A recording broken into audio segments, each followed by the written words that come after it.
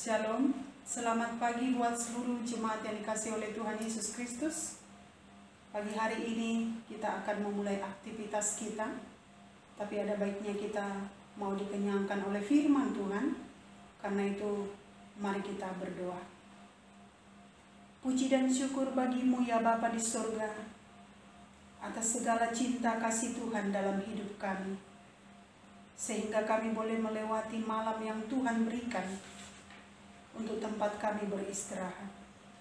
Dan pagi hari ini Tuhan, kami datang kepadamu mengucap syukur untuk segala kebaikan-Mu, penyertaan-Mu yang Kau berikan melalui kesehatan jasmani dan rohani. Pagi hari ini Tuhan, kami mau beribadah kepada Tuhan. Karena itu berkatilah supaya firman-Mu ini menjadi terang dan tongkat dalam hidup kami. Berfirmanlah Engkau, kami telah siap mendengarkannya.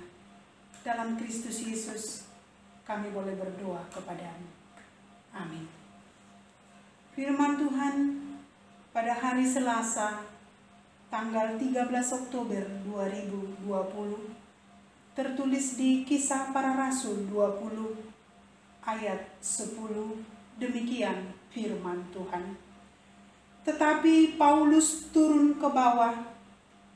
Ia merebahkan diri ke atas orang muda itu, mendekapnya dan berkata, "Jangan ribut, sebab ia masih hidup." Demikian firman Tuhan.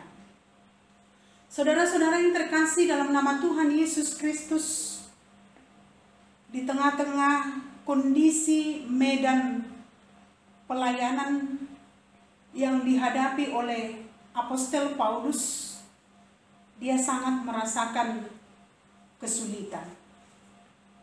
Sikap dan perilaku orang-orang Yahudi yang dia temui pada saat itu adalah sikap keras, dan pemerintah Romawi pada saat itu yang harus dia hadapi ketika Apostel Paulus harus berhati-hati untuk melakukan pelayanan di tengah-tengah kehidupannya. Serta kerja keras yang dilakukan oleh Apostel Paulus untuk memberitakan Injil yang akan dia wartakan. Tetapi sasaran yang mau ditempuh oleh Apostel Paulus ketika buah dari pelayanannya ada yang tidak menyambut dia dan ada juga yang menyambut dia. Karena itu jemaat yang dikasihi oleh Tuhan Yesus Kristus, metode pelayanan Apostel Paulus memiliki sikap kehati-hatian. Dia hati-hati melakukan pelayanannya karena ada di sekitar dia yang tidak menginginkan dia. Ada orang Yahudi yang ditemui dia pada saat itu tidak menginginkan kehadiran Apostel Paulus. Dia hati-hati, tetapi ketika dia hati-hati, dia sangat serius. Dan ketika dia serius melakukan pelayanan, dia juga mampu melakukan pelayanan yang strategis, yang membuat orang terpesona pada saat itu. Yang mampu menguatkan Apostel Paulus pada saat itu jemaat yang dikasihi oleh Tuhan Yesus Kristus, yaitu ketika dia melakukan pelayanan estafet. Bukan hanya untuk diri dia sendiri, tetapi dia mampu melakukan pelayanan estafet yang membuat dia semakin kuat memberitakan kebenaran firman Tuhan. Pada waktu itu orang-orang Yahudi bermaksud membunuh Apostel Paulus ketika dia berada di Makedonia. Tetapi dia tidak gentar. Dia hati-hati menghadapi kondisi yang akan dia lalui.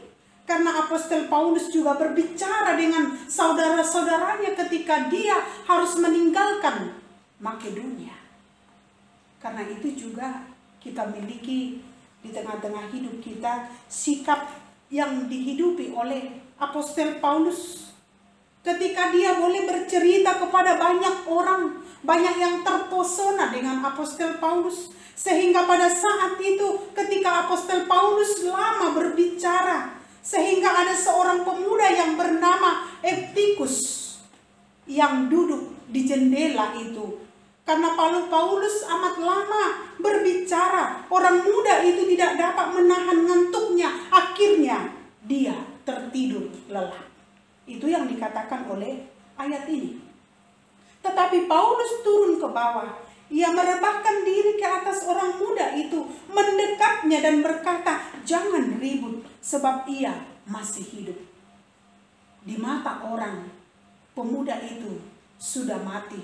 Tetapi Apostel Paulus mendekapnya. Apostel Paulus memberikan kepada dia satu jaminan, yaitu kehidupan yang menyatakan dalam segala kehidupan yang dilakukan oleh Apostel Paulus, dilakukannya dengan sukacita.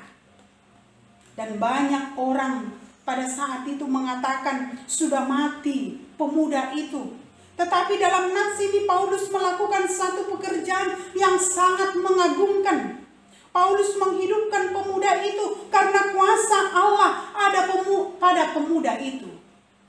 Ketika kuasa Allah bekerja di tengah-tengah kehidupan kita, itu yang membawa kita semakin giat untuk melakukan pekerjaan di tengah-tengah kehidupan kita. Apa yang diperbuat Paulus bukan dari dirinya sendiri, melainkan Allah sendiri memakai Apostel Paulus sebagai alatnya, memberikan satu kesaksian, yaitu kehidupan yang dirasakan oleh seorang pemuda yang bernama Eptikus. Karena itu jemaat yang dikasihi oleh Tuhan Yesus Kristus, Tuhan yang memampukan Apostel Paulus ketika melakukan itu di tengah-tengah kehidupannya. Tuhan yang menguatkan Apostel Paulus sehingga apa yang dilakukannya, setiap apa yang dia kerjakan, dia selalu hati-hati. Setiap apa yang dikerjakan oleh Apostel Paulus, dia serius.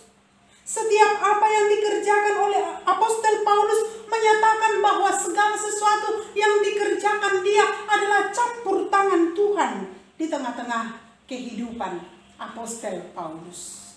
Karena itu jemaat yang dikasihi oleh Tuhan Yesus Kristus, ketika kita semakin bertumbuh di dalam iman, semakin menyatakan buah daripada iman yang kita kerjakan di tengah-tengah kehidupan kita, semakin menyatakan karya keselamatan di tengah-tengah kehidupan kita, maka saat itu kita juga boleh mengenal betapa baiknya Tuhan itu. Boleh kita melihat kemurahan Tuhan di tengah-tengah hidup kita, menyatakan bahwa Tuhan memberikan kepada kita satu kepastian, jaminan hidup di tengah-tengah kehidupan kita. Biarlah seperti Apostel Paulus, boleh kita menjalani metode pelayanan yang dilakukan dia. Biarlah seperti Apostel Paulus yang mengestafetkan pelayanan itu di tengah-tengah kehidupannya, menyatakan bahwa segala sesuatu dilakukan dia atas dasar Tuhan, atas kuasa Tuhan di tengah-tengah kehidupan dan pelayanan Apostel Paulus. Itu juga yang mau kita imani, jemaat yang dikasihi oleh Tuhan Yesus Kristus. Ketika kita sudah membuat satu visi di tengah-tengah kehidupan kita, sikap kerja keras kita untuk melakukan hal yang baik, maka upah kita akan besar. Ketika kita melakukan satu kekuatan di tengah-tengah kehidupan kita, mengerjakan segala sesuatu dengan sukacita, maka kita akan bekerja keras untuk menyatakan kebaikan Tuhan di tengah-tengah kehidupan kita. Karena itu jemaat yang dikasihi oleh Tuhan Yesus Kristus, hari ini Tuhan memberikan kepada kita kedekatan. Bagaimana seorang anak kepada orang tua yang mendekapkan tubuhnya. Demikian juga yang kita rasakan ketika Tuhan mendekap kita. Ketika Tuhan memberikan kepada kita kehidupan seperti yang dilakukan oleh Apostel Paulus kepada seorang pemuda yang banyak orang mengatakan bahwa dia sudah mati, tetapi Apostel Paulus mengatakan tidak, dia masih hidup. Kuasa Tuhan di tengah-tengah kehidupan kita serius menanggapi segala pergumulan kita. Kuasa Tuhan memberikan kepada kita kekuatan ketika kita serius di tengah-tengah hidup kita. Tuhan lebih serius mengenal pribadi kita. Tuhan lebih serius mengenal pergumulan kita. Tuhan lebih serius mengenal apa yang kita perbuat di tengah-tengah hidup kita. Karena itu jemaat yang dikasihi oleh Tuhan Yesus Kristus, kita berjalan bersama dengan Tuhan di tengah-tengah kehidupan kita. Ketika kita boleh hati-hati menjalani hidup kita, maka Allah akan memberikan kepada kita kekuatan. Ketika kita boleh bersyukur atas segala kehidupan yang dijanjikan oleh Tuhan di tengah-tengah kehidupan kita, maka kita merasa dekat. Dan pergumulan yang kita hadapi akan sirna, berlalu di tengah-tengah hidup kita. Dan kita mau merebahkan diri kita hanya kepada Tuhan. Ingatlah jemaat yang dikasihi oleh Tuhan Yesus Kristus, ketika kita berserah kepada Tuhan, maka segala pergumulan yang kita hadapi akan dapat teratasi di tengah-tengah hidup kita ini. Amin. Kita berdoa.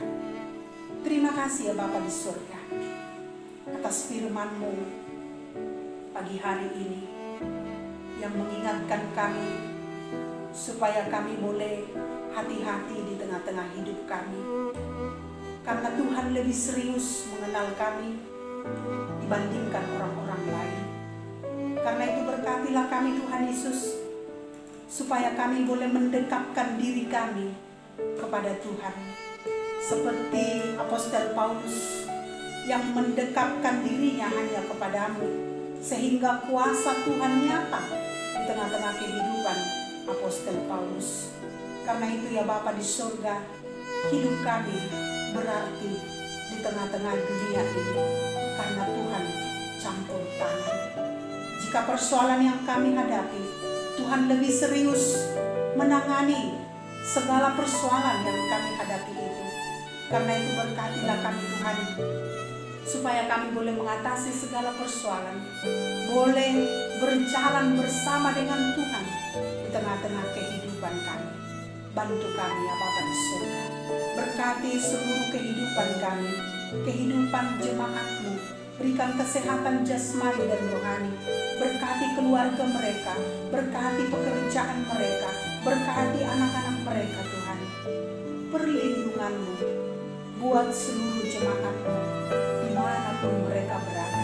Yang sakit Engkau sembuhkan, yang menderita Engkau hibur, yang di dalam kedukaan Tuhan memberikan sukacita-Mu buat seluruh jemaat-Mu. Berkati bangsa dan negara kami Tuhan. Biarlah hidup kami aman bersama dengan Tuhan di tengah-tengah pandemi ini, supaya kami boleh melewati di tengah-tengah iman kami dan diproses di tengah-tengah iman kami juga. Berkatilah dunia ini, berkati gereja-Mu, berkati seluruh kehidupan kami satu hari ini. Kemanapun kami melangkah, Tuhan menyertai kami. Terpuji Engkau Bapa, dan ampuni dosa kami. Dalam Kristus Yesus kami boleh berdoa kepada-Mu.